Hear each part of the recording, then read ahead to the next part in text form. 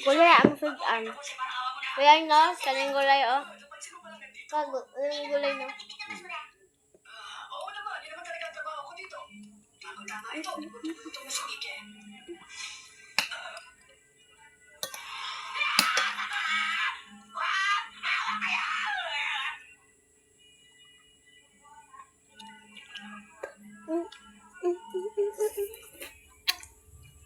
Alam mo na pala, ang teknik na rin ng Eko.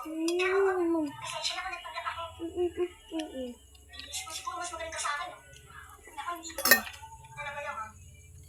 Alam mo, wala akong kalaro dito. Maging magkaibigan tayo. Kanari.